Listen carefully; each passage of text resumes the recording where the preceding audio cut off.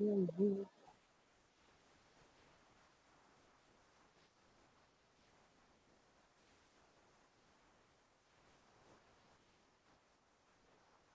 I'm not able to hear anything.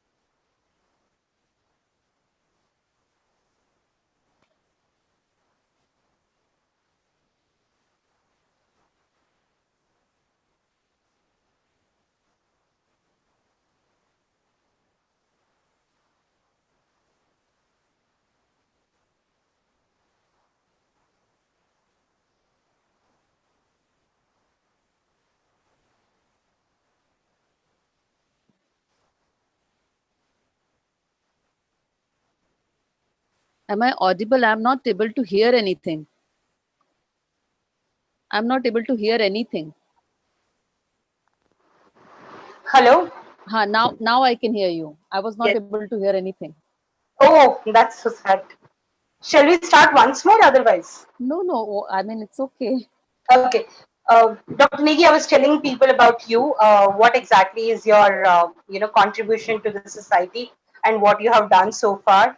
First of all, you have done a very unique thing of celebrating a sending a video message to the students. And so far, from April to till now, 275 birthdays. Oh my God, 275 videos which have gone. So lucky are the people who are, who have received the birthday wish from Dr. Negi. Well, Dr. Negi, before we come to the context directly, I would like to have your first and foremost views on the national education policy as an educationist, as a parent, as the head of the institution. So the best part about the new education policy is the statement that I have read is learning to learn. I think that is the zeal that each one of us need to have, because when we see the new education policy, that's a very, very visionary document, and it's basically a vision for globalization, a vision for universalization, a vision to make us one of the most powerful nation in terms of education. So this document is definitely socially acceptable by each one of us, all the educationists. Yes, still there is a question mark of how we are going to implement it. So doability is still a question mark, but then definitely when the vision is laid so clearly, the action plan also will have a good impact, and each one of us who is in the education scenario will definitely contribute to it. So, and this document definitely take me back to the Gurukul system, because when we talk of critical thinking, collaboration, innovation, inquiry based learning, higher order thinking, there was nothing that we have not done. There was nothing that India has not given to the world. So it is the time to go back, reflect, take the best practices, implement, and make our child the holistic learner which we always speak about. Now, this policy has laid down the guidelines so beautifully. And when you see the timeline by 2025, where you have to reach, by 2030, where you have to reach. So all the guidelines are so clearly laid down that we know our goal is there, a vision is clear. The only thing is each one of us have to now start working on the action plan. So it cannot be just talking about it. It is walk the talk. We have to do it now. Absolutely. What you mentioned is the Gurukul system. I believe, yes, the way it has been, the pedagogy has been actually put forward, starting from the early child to the higher education. Everything has been chalked out very, carefully. I'm sure lots of educators have worked together on the draft NEP, as well as the people who are the NEP committee. They have worked hard to bring the best, so that India could be, second to none. So that is, a better vision on this. Well, this brings to a very important aspect that, we have been hearing a lot. 10 plus 2, now it will be 5 plus 3 plus 3 plus 4. So there is lots of ambiguity in the students, especially those who are in 9th, 10th, and 11th and 12th, because they are the people who would be, we will say, the first, they will take the first mover advantage, or they will be the first, in the other words, they could be the guinea pig. So what, according to you, is the, views that whether the 10 plus 2 will be redundant, or the 5 plus 4 plus 3, how is it going to happen? Those, So especially the students who are in class 8, 9th, and 10th, that is, for them, is a crucial thing. So, the children who are right now in 8, 9, 10, I just want to tell them that, see, the policy has very well laid down the milestone. Now, when we talk about, say, 2025, 2025 is the year wherein the foundation literacy will be achieved by everyone. That is our numeracy, reading, and our arithmetic. Then, when we come to, say, 2030, by 2030, we have to achieve 100% ECCE goals. That is the goal. And by 2035, we are looking for 100% enrollment right from pre-primary to grade 12. So the one who are right now in grade 10 and 11, understand one thing, that it is not happening tomorrow. It will take some time. Right now, everybody is deciphering it. And then the committees will make the action plan, which we have to follow. Now, when I come to this system, Sunanda, 5 plus 3 plus 3 plus 4, so we have to actually change our lens, that it is not about 10 plus 2 getting redundant. It is like 10 plus 2 getting a new phase, a new way of learning, a new opportunity to learn the boundaries of all the subject, like how these subjects are what in different silos, that is getting melted. Now the child will have the right and the choice to select whatever the child wants to study. And isn't that what each and every child always wanted to? So many subjects were there which the child was never interested in, but took it because that was a part of stream. But here, now we talk about this new pedagogical framework. 5 is the most beautiful time wherein your pre-primary to your grade 1 and 2 transition will be so smooth. Otherwise, the moment students used to come to grade 1 and 2, they always witnessed a very difficult world. All the subjects coming in, all the subject teachers coming in, the playway method is somewhere lost, and that happiness was not there. So beautifully, 5 is there wherein all the foundations will be strong. And when the foundation is strong, where numeracy, literacy, and mathematics can be taken care of, I think then we won't have any difficulty when we will implement other subjects, when the children will come to the next bracket of 3, that is preparatory stage. Preparatory stage will be the stage which will open a new universe of subjects for them. and they will start developing their liking, they will start collaborating with other children, the critical thinking part, the integration of ICT, everything will play a major role there. Then when we come to the eight, the other three, that is our 6, 7, 8, which is beautiful, because that is where a child starts voicing his or her own concern, wherein the child gets the voice. And this new education policy has actually given the voice to the child. It is not just your curricular subject, your co-curricular, your health, your vocational, everything plays a major role when this segment comes. Then when we come to 10th, 11th, 12, 9, 10, 11, 12, that is the last four. Here, you as a student have your choice. You want to study physics and history together, you have the choice. So the entire paradigm shift will be so strong and so student centric that a child will be able to pursue his or her passion, liking, and the entire approach will become liberal. Isn't this what we are looking for? I mean, we talk about all the Western nations wherein liberal education is there, and that is what our new education policy is giving to our learners. So, all we have to do is we don't have to worry about what is there for us. There is something for each one of us, and everything is positive if we implement it properly. So, doability is still a big question mark. Okay. Thank you so much, Dr. Negi, because the way you have very positively given an outlook of 5 plus 3 plus 3 plus 4 is, the way student can actually understand that this is going to be a more exciting and enthusiastic way, which would be very vibrant, because now you are going to have a playway method, and you will also not realize when you have completed your first and 12th class. So that is the biggest thing. Otherwise, from a play school to a normal school with a uniform and all these things, the students, yes, they feel really bad about it, where the fun activities were there, and all of a sudden the school system has come.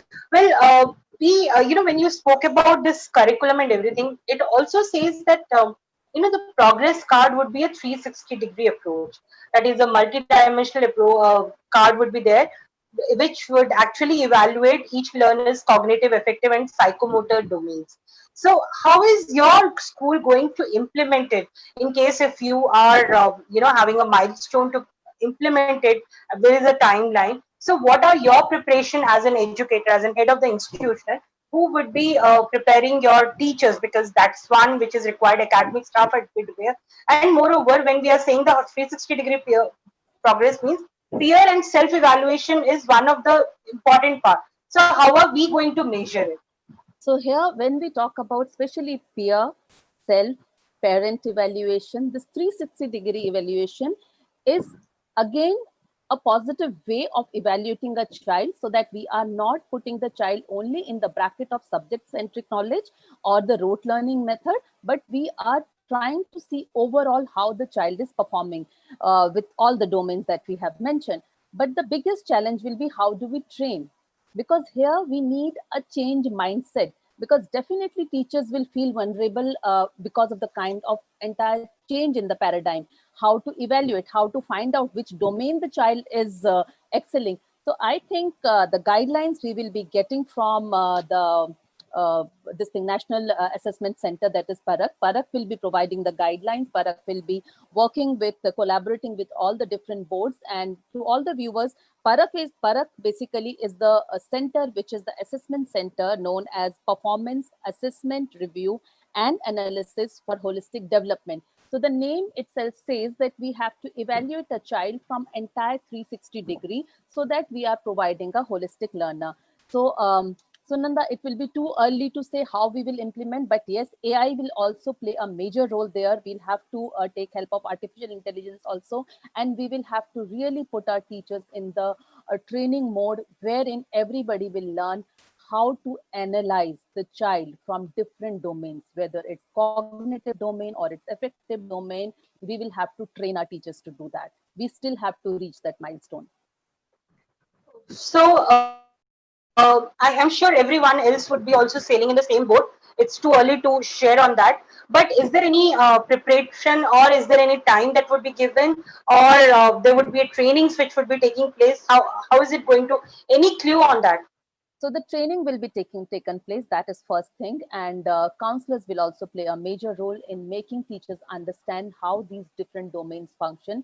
Definitely, as a school, if I'll give you our example, we will start with a pilot group. We will start with a pilot group to understand whether teachers are really understanding this or not. And we will definitely look forward to our education department also to provide us some kind of guideline wherein we know the route that we have taken is right and we are going in the right path. Here, collaboration with various schools will also play a major role, because whatever practices we are following, we need the validation of those practices. So we will have to collaborate with other school to see whether again we are on the right path or not.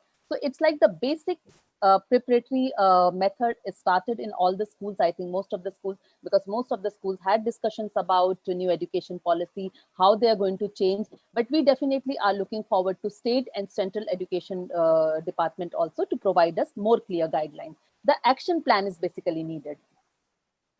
Okay. Now, Dr. Seema, with your experience, as of now, there are many players who are there. EdTech players are there. There are career counselor. There are external career counselor like us who go to the schools and ensure that the teaching and everything is done. Plus, there are people who are doing, wherein they say we teach the students about the 21st century skills.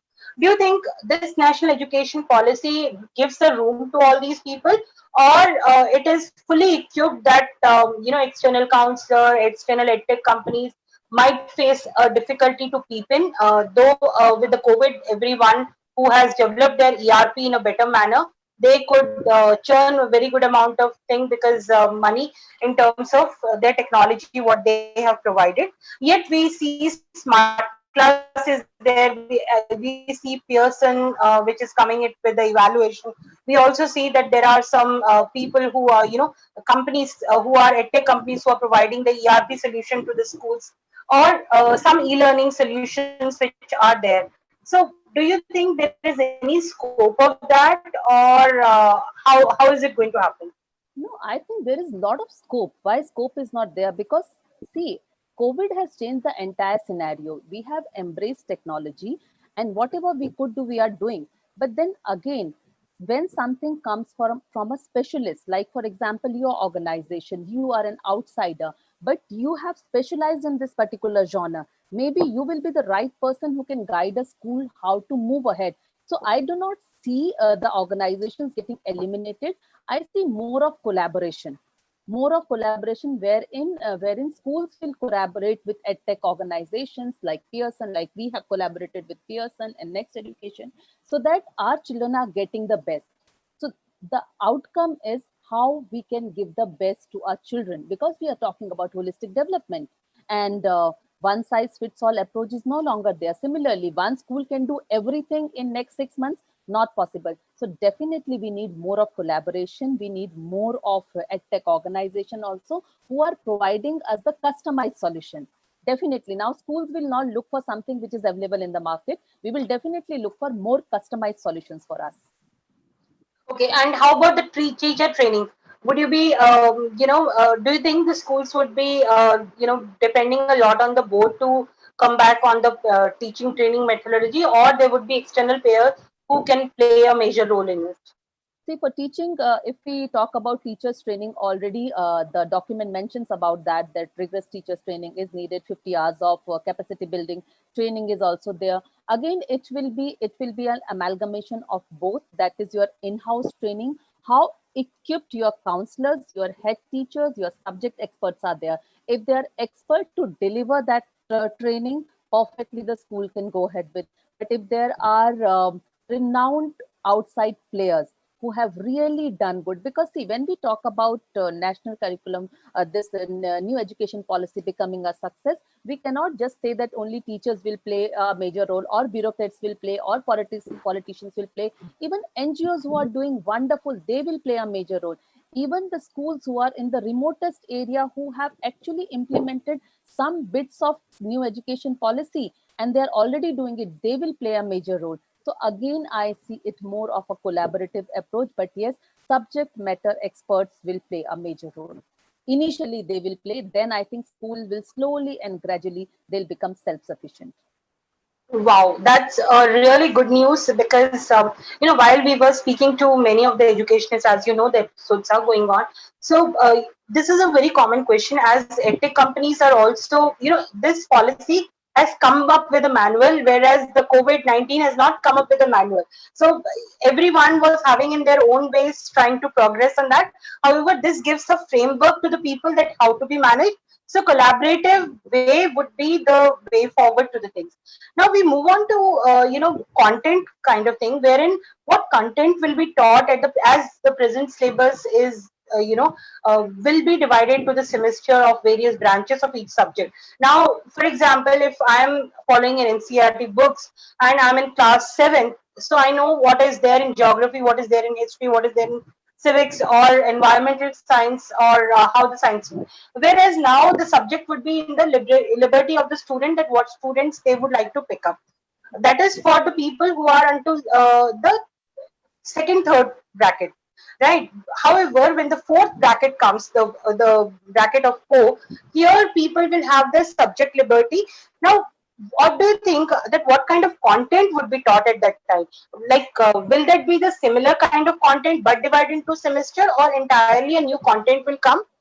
This is a pertinent question because there are people, there are organizations like Byju's, Vedantu, there are Upgrade, those are the people who are actually grade up is there, textbook is there, topper is there. So Unacademy, all these people have created the content based on the NCRT knowledge, and they feel that they can do better than the school academician, where they can provide an assistance to the students at their doorstep by the use of the technology. So where do you see these people playing a role, and what kind of, first of all, content will come?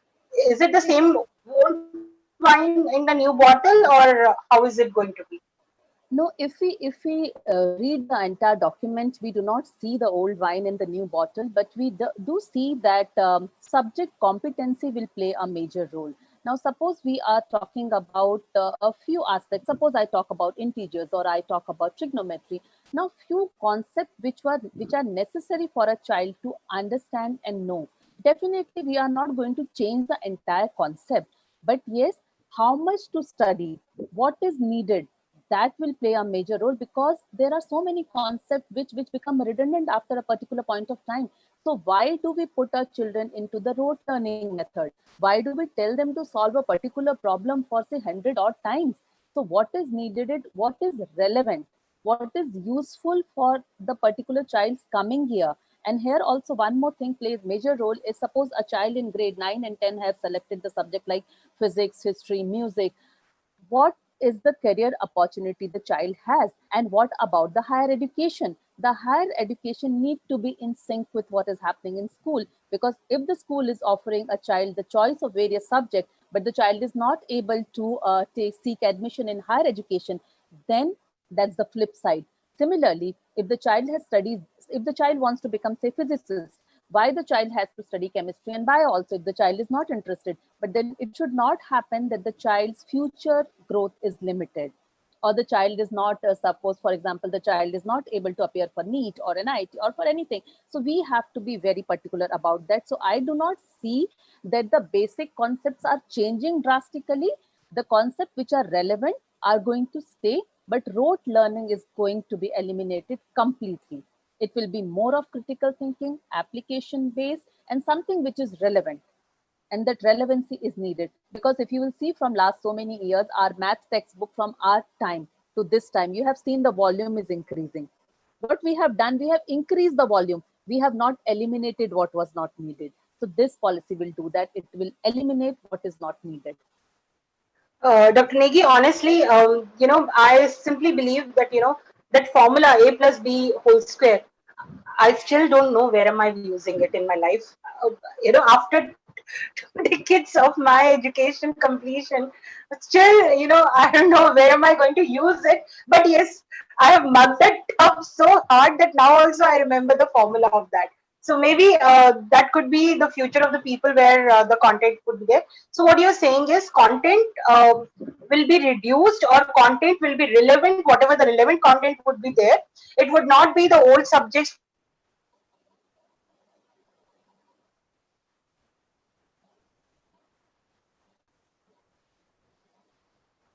company who are actually providing the online learning. I remember I worked with Educom, and our people who are working for the smart class content, they were doing the photosynthesis and everything in an animated manner. However, I'm sure the concepts would be changed and the new content has to be delivered on that aspect. Well, now we move on to the next question. When we spoke about the content, what are your views on the curriculum load? You said it would be reduced, but it would be the relevant thing would be there. This is what you're mentioning. Now, finally, there is something which is called as vocational training for the internships and everything. I would like you to throw some light on this, because this is something which is a gray area which has not been understood very properly, or maybe it has not been spoken well. So people still have the point to think. So if you can throw some light on the internship part, what are they? What does it mean? Where students can do internship, or what is it actually this line is saying? So if you can elaborate. So, so Sunanda, there are two schools of thoughts for that. One is uh, who is welcoming the vocational program, 10 days of bagless vocational. There Mhm. is other school of thought which feel that suppose we expose children to vocational training at this early age, so maybe the number of dropouts will increase. So maybe if the child is dropping out after 10, the child might become some menial job, or the child might pick up the job of a carpenter or a potter or anything, and will not pursue further. But then if we see it from the more holistic and more visionary point of view, a child who learns the vocational courses, say from grade 8, it can be carpentry, it can be gardening, it can be any of our like Atma Nirbhar Bharat, how we are promoting our art and culture. It can be anything out of that. So the child is not just learning about the academic subject, the child is learning the dignity of labor. The child is learning by doing. And these things are definitely going to make the child resume more strong. Now, there is also a mention of online vocational courses. So what if the child is learning online vocational courses? Definitely the child is leaving more focused digital footprints, and the child's resume, again online resume, is becoming very very strong. So how I see it, I see it something which is amalgamating of learning by doing. So you need to learn by do. And see how lovely it is when a child goes for internship, child goes to any organization for internship, or you call any expert in your school to provide this vocational training to your children will develop skills. And I think from last so many years our prime minister is talking about developing skill, and this skill will become a new norm then. And you take the example of countries like Australia and Germany, wherein skill qualification framework is there. So we don't know, we might be leading toward that, but let a child learn everything that is required for life. Do not make education only mark centric, which it was till now. Now it is becoming more life centric. So if you ask me about this policy in one line, I say that right from mark centric education or mark centric approach, it is becoming life centric approach, and that is what is needed. Very well said. So, one of the excerpts that I can take out from your talk is it's not Mark centric, it's life centric. And the kind of policy that has been laid, of course, that is very lofty policy wherein it talks about every aspect of thing. And that calls, as you have clearly said, yes, skills, Honorable Prime Minister has been saying. I was closely working with NSDC as we have hosted a couple of shows with them, and we wish to actually bring in the culture that the skill development centers should be a part of the education domain, wherein all the kind of entire skill, SSC, the sectoral skills councils can be a part of it. Not only carpentry and everything, even beauty courses, even Yes. health courses, even the healthcare courses, they can come. They actually can say we are not limited only for the CPR. We can go beyond that where the students can learn. Absolutely, that's a very touchy point that you have said. Before we conclude, I would like to ask your views or your message that you want to convey to the students on NEP. How should they decode? What is the mantra to decode it?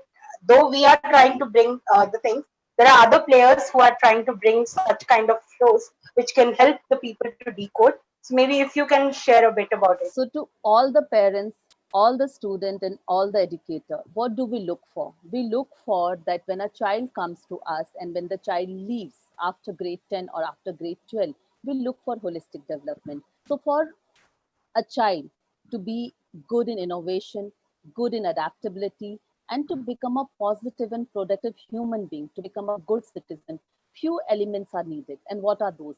Those are your language skills, your scientific temper, your evidence based thinking, creativity and critical thinking, innovativeness, aesthetics and arts, oral and written communication, health and nutrition, wellness, well being, mental well being, physical education, collaboration and teamwork, problem solving, logical reasoning, your vocational experience, vocational exposure, digital literacy, coding and computation, ethics and moral reasoning, constitutional values, gender sensitivity, citizenship education, environmental awareness, current awareness, AI, that is artificial learning and machine learning, also your data science. If everything is taught to you, or if everything you can experience from a beautiful journey of your early years till secondary years, definitely you are an asset to the society. And that is what the framework promises. Very beautifully explained. So this is the second excerpt that we get is there are multiple things which are coming up, and every parent, like every educator has opened with open arm welcome the national education policy. Every parent should also be thinking about it, and this is for the betterment of the society, wherein we are making India stronger. Honorable Minister, Prime Minister has already said that Atmanirbhar Bharat. So I believe this is a step forward to take care of that. So this is how Dr. Negi, Dr. Seema Negi from Mumbai, she has explained the national education policy in such a beautiful way, which she said that it's not mark centric, it's life centric. That's the key word, that key takeaway that we can take from this session.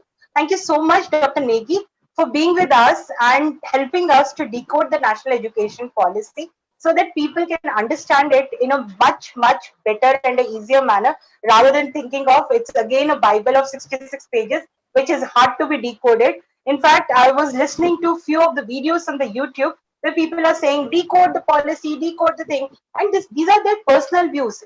What I feel is there have to be two aspects to it. One is an educator who can bring the right aspects, so like you, who are actually coming into our platform and share the things. Thank you so much. So viewers, this was Dr. Seema Negi from Sanjeevani World School, Mumbai, and she has shared such a beautiful thoughts. Her video and her excerpts will be shared shortly on all the social media.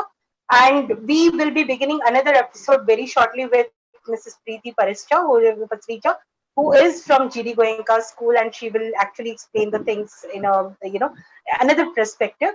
So thank you so much, Dr. Thank Negi, you for so being much. with us. Thank you. Your Thank you. kind words and appreciations have already, reached to the people. I'm sure the viewers who are watching, like Aditya Visriya, is actually, commenting on that, understanding the time and work is the need. So we are getting good comments from people. Thank you so much for being with us. Thank you so much. Thank you. Pleasure.